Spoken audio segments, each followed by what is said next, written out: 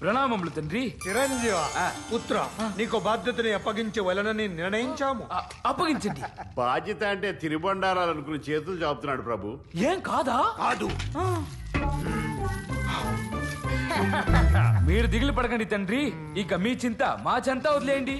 వాడు ఈ పరిసరాల్లో అడుగు పెడితే ఈ చేతులతో అన్ని పిసికి నా పాదాల కింద నలిపి నమిలి వేసదా. కొంపదీసి వాడిని కూడా తినేస్తారా ఏంటి? నేనంతే, విధి నిర్వహణ కోసం ఏమైనా తింటా. యమగండ, ఏది పడితే అది తినకము. తండ్రి, ఇదేమిటి మాంసాహారమా? కాదు, భూలోక పండు. ఓ పండా? తొక్క తీసుకుని తినవలను, ఓహో. ఇది పడేయవలను. ఓకే పుత్ర, భూలోకం ఆయన చూసుకుంటా. మీ త్వరగా వెళ్ళండి తండ్రి. ఏం ప్రభు, మళ్ళీ కిరీటం ఇబ్బంది పెట్టుచున్నదా?